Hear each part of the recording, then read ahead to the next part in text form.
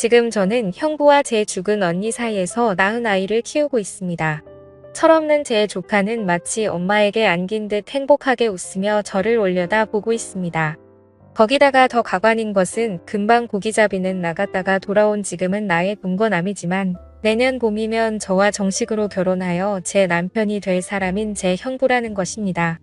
저를 철없이 아니 해맑게 웃고 있는 아이는 우리 언니와 자기 사이에서 낳은 아이고 그런 갓난아기 볼을 쓰다듬으면서 뿌듯하게 바라보면서 어서 갓난아기를 재우라고 부치고 있답니다. 솔직히 지금에야 말을 하지만 언니가 형부하고 결혼을 한다고 말했을 때 저는 죽을 맛이었습니다. 언니는 자신이 먼저 형부와 사랑을 나눈 것으로 알고 죽었지만 사실은 제가 먼저 형부와 사랑을 나누었기에 형부와 먼저 만난 사람은 저였다고 말할 수 있지요. 형부는 외항선의 항해사였습니다. 형부의 아버지는 만년기관원으로 외항선을 타셨는데 말에 따르면 예전에 학교에서 자비를 하던 소사의 경우 그의 자녀들이 교사가 되었으면 하는 것이 꿈이었고 희망이었다고 말하는 것을 볼 수 있죠. 만년기관원 후 기관실에서 자동차로 치면 엔진에 해당하는 거대한 것을 닫고 조이며 정비를 하는 일을 했다고 합니다. 햇빛을 구경하지 못하고 지내다가 쉬는 시간에야 겨우 바다도 보고 햇빛도 볼 정도로 선체의 말미 부근에 근무를 하였기에 형부 아버지 즉 앞으로 저에게 시아버님이 되실 분의 평생 소원은 하나뿐인 아들인 형부가 해양대학을 졸업하고 밑에서부터 천천히 승진하고 또 경력을 쌓은 후 시험을 봐서 외항선 선장이 되기만을 기대하였는데 그만 우리 자매의 덫에 걸려 외항선 선장의 꿈을 접고 지금 남해안의 아주 작은 어촌에서 고기잡이 배의 선장이 되고 말았답니다. 그런 우리 부모님 이야기를 들려드리겠습니다.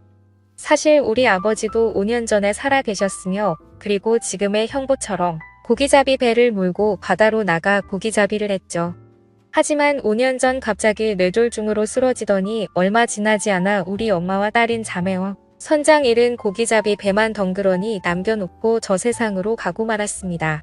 그런데 엎친 데 덮친다고 바다에서 물질을 하시던 엄마도 오랜 물질로 인한 잠수병이 발발하여 아버지를 따라 우리 자매만 남기고 저 세상으로 가버리고 말았습니다. 남겨진 우리 자매는 앞날이 너무도 막혔습니다. 우리 자매에게 남겨진 것이라고는 오두막에 가까운 집이랑 아버지가 고기잡이에 쓰던 낡은 고깃배 한 척이 우리 자매의 전 재산이었어요. 그나마 다행이었던 것이 저보다 7살이나 많아 일찍 고등학교를 졸업하고 아버지를 따라다니며 고기를 잡던 언니가 배를 운전할 수 있다는 사실이었습니다. 우리가 살던 곳은 낚시가 잘 되는 곳에서 가까운 곳이었습니다.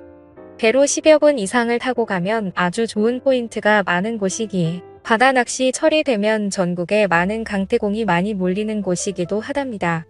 토요일이나 일요일 그리고 공휴일의 경우 배를 타려는 낚시꾼들로 북새통을 이루지요.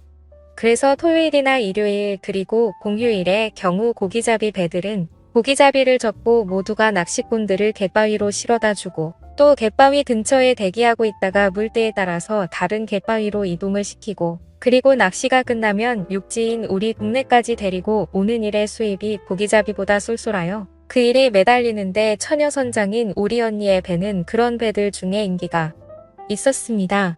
우리 동네 안이 가까운 곳에 백사장이라도 있다면 여름철에도 민박이 가능하겠지만 길이 10m 정도의 백사장은커녕 손바닥만한 백사장도 없기에 낚시철이 아니면 민박 손님을 본다는 것은 하늘의 별을 따기나 마찬가지라는 말이 돌 정도로 민박 손님은 없었습니다.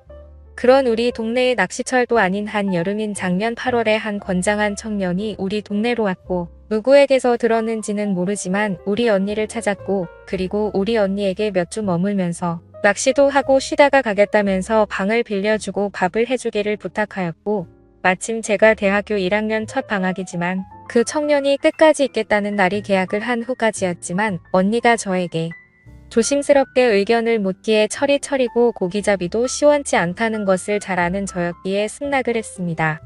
그 청년 아니 형부는 그렇게 우리 인생 속으로 들어왔죠.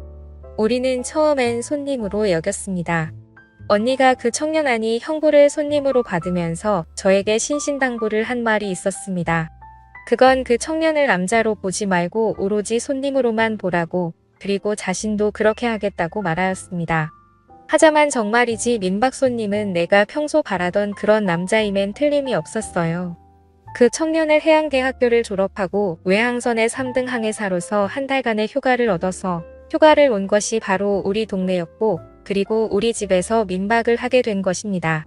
아시는 분들은 아시겠지만 고기잡이 배들은 전날 혹은 그 이전에 쳐둔 그물을 끌어올리는 일을 새벽동이 트기 전에 나가서 조업을 해야 하고, 그리고 아침 일찍 항구로 돌아와 위판장에 입판을 하여야 하기에 언니는 아침 일찍 조업을 나가야 하였고, 그 청년이 낚시를 나간다면 함께 배를 타고 나가 갯바위에 실어다 주고 고기잡이를 하였습니다. 처음 며칠간은 언니의 말대로 손님으로만 대했습니다.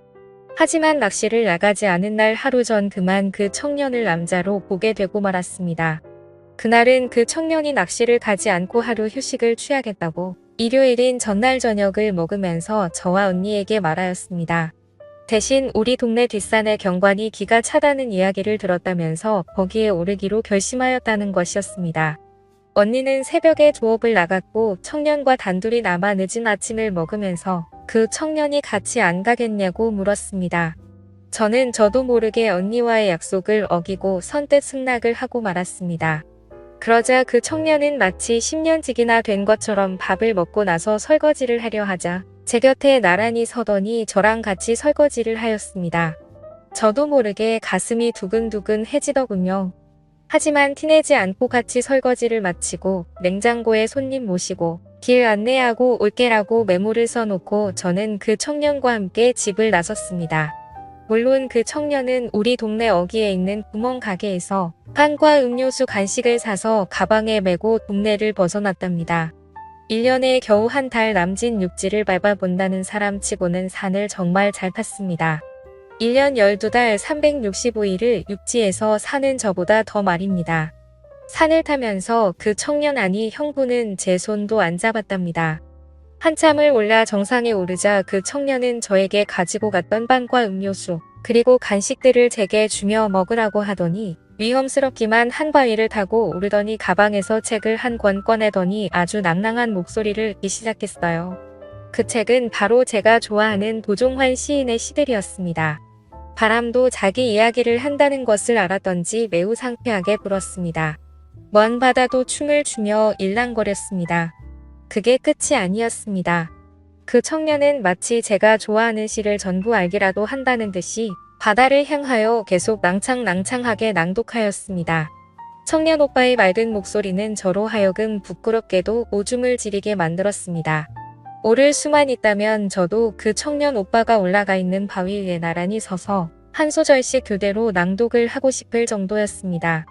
하지만 수줍음이 많고 내성적이었던 저는 음료수와 간식을 먹으며 멀리서 그냥 바라보면서 아는 시가 나오면 속으로 같이 낭독하고 있을 뿐이었습니다. 그는 거의 30분가량을 그렇게 시를 낭독하더니 내려왔고, 그리고 마치 아무 일도 없었다는 듯이 제 곁으로 와 앉더니 빵과 과자, 부스러기와 음료수를 마시면서 바다를 바라보고 제법 많은 이야기를 나누었습니다. 거기에서 저는 저도 모르게 청년 오빠에게 마음이 끌렸던지 엄마 아빠 이야기이며 우리 자매의 이야기를 하나도 꾸밈없이 모조리 이야기하고 말았습니다. 청년 오빠도 자신이 배를 타기 위하여 해양대학교에 가게 된 동기를 만들어준 자기 아버지에서부터 시작한 자기의 이야기를 모조리 들려주었습니다. 그리고 그 청년은 그 다음 날 또 다음 날에도 낚시를 나갔습니다. 산에 갔다 온 후로 전 막연하게 그 오빠는 내 동경의 대상이었고, 그리고 그 오빠가 바위 위에 올라가 낭낭한 목소리로 시를 낭독하던 모습을 그리며 스스로를 만족시키는 습관이 생기고 말았습니다. 오빠하고 산행을 다녀온 후 그 대상이 그 청년 오빠가 된 것은 어쩌면 지극히 당연한 결과였는지 모를 일입니다. 오빠 그날도 전 새벽에 눈을 뜨자마자 오빠와 있었던 산행 생각을 하고, 그리고 바위에 올라가 낭낭한 목소리로 시를 낭독하던 오빠를 떠올리며 스스로를 기분 좋게 만드는 행위를 하며 오빠를 나직하게 외쳤습니다. 그때 갑자기 순간 방문이 열렸고 언니 배를 타고 갯바위로 낚시를 가 있어야 할 민박 손님 오빠의 얼굴이 보였습니다. 부끄러운 나의 모습을 오빠가 보고 만 것입니다. 오빠는 나에게 힘들지 않냐며 자기가 도와주겠다며 사랑을 나누게 되었습니다. 민박 손님과 민박집 주인 동생이 서로의 육체를 탐하게 된 것입니다. 그렇게 오빠와 나가 하나가 된 것은 오빠가 우리 집에 민박을 시작하고 꼭 일주일 만에 일어난 일이었어요. 그리고 나는 20살 여름이었고 오빠는 대학을 졸업하고 7년 만인 32살 때인 작년의 일입니다. 그로부터 나는 언니 몰래 스스로 오빠 방을 찾아가 일을 치렀습니다. 나와 동침을 한 사흘 후부터 오빠를 갯바위로 실어다 주면서 언니도 그 오빠와 일을 치렀다는 사실을 전혀 모르게 되었습니다. 언니는 내가 먼저 오빠와 사랑을 나눴다는 것을 모르면서 또 내 모르게 오빠와 사랑을 나누면서 나는 모를 것이라고 생각하며 하였고, 나 역시 언니가 오빠와 할 것이란 생각 자체를 하지 않았고, 언니가 설마 오빠와 할 것이란 생각을 하지 않았던 것입니다. 자매가 한 남자와 번갈아 가면서 사랑을 나누게 된 것이죠. 처음에 오빠와 아무런 사이가 아닐 때는 하루하루가 지루하게 느껴졌습니다. 오빠 때문에 자유롭게 친구 집에 놀러 갈 수도 없었으니 말입니다. 하지만 오빠와 사랑을 나누기 시작하고는 하루하루가 무서웠습니다. 그런 생각을 하면 할수록 날짜는 아주 빠르게 지나갔습니다. 오빠가 머물기로 한 기간이 지나고 오빠는 다시 외향선을 타려고 가버렸습니다. 그러나 나를 경악하게 한 큰 사고가 발생했습니다. 평소 철두철미한 성격의 언니가 허술하게도 자신의 일기장을 숨겨둔 책상 서랍을 잠그지 않고 고기잡이에 나갔고, 나는 그만 봐서는 안 될 언니의 일기장을 보게 되었습니다. 지금부터 언니의 일기장 일부를 공개합니다. 우리 집에 때 아닌 민박 손님이 왔다. 너무나 멋진 남자이다. 차림이며 생김새로 보라베니를 하는 나로서는 올려다볼 상대가 아닌 그런 남자 같다. 내 동생도 분명하게 나처럼 생각을 할 것 같았다. 그래서 동생에게 신신당부를 하였다. 민박 손님을 남자로 보지 말고 오로지 손님으로만 보라고, 그리고 나도 그럴 거라고 말하였다. 하지만 일기를 쓰는 지금도 아랫방에서 혼자 잠들었을 그 남자의 얼굴이 어른거린다. 이게 무슨 일이란 말인가. 내가 넌 볼 남자가 아니다. 정신 바짝 차려라. 스스로에게 당부를 해보지만 펜을 잡지 않은 손은 이미 펜티 안에 들어가 있다. 첫날의 일기는 내가 놀랄만한 내용은 전혀 없었습니다. 나도 그 오빠를 본 첫날 언니와 똑같이 생각하였으니 말입니다. 문제는 나와 오빠가 하나가 되고 난 날로부터 나흘이 지난 날의 일기였습니다. 결국 일이 발생을 하고 말았다. 이젠 어쩌란 말인가. 감히 넘봐서는 안 될 사람을 넘보고 말았으니 말이다. 그이는 내가 좋아서 자기가 먼저 넘봤다고 하지만 실상은 그게 아니다. 내가 그동안 바라도 기다렸던 일이었기에 쉽게 그이에게 내 순정을 허락하고 만 것이다. 부모에게 승낙을 받아보겠다고 장담을 하였지만 천혜고아인 자매가 둘이서 의자하며 작은 통통배로 고기잡이를 하며 먹고 사는 여자애를 흔쾌히 받아들일 부모님은 이 세상엔 없을 것이다. 여기까지 있고 난 한동안 정신을 차릴 수가 없었습니다. 나와 먼저 사랑을 나누고 그 다음에 언니하고 일을 치렀으면서 언니를 아내로 맞아들이겠다는 오빠의 의도는 나의 정신을 혼미하게 만들기에 충분하였던 것입니다. 정신을 차리고 다시 언니의 일기장을 집어들었을 때는 이미 제 눈에는 두 줄기의 눈물이 흐르고 있었고, 그 눈물 때문에 언니의 일기장이 흐릿하여 읽을 수가 없었습니다. 그때 결정적인 실수를 하나 하였으니 그 눈물이 언니의 일기장에 떨어졌고, 그 흔적은 나중에 저로 하여금 언니에게 제가 언니보다 먼저 오빠하고 사랑을 나눴다는 사실을 알게 한 계기가 되었고, 언니가 위험을 무릅쓰고 출산을 선택기로 한 이유가 되었으며, 출산을 위하여 수술실로 들어가면서 만약에 자기가 하늘나라에 가면서 태어날 아기와 자기 남편인 형부를 저에게 맡긴다는 부탁이 바로 유언이 된 것입니다.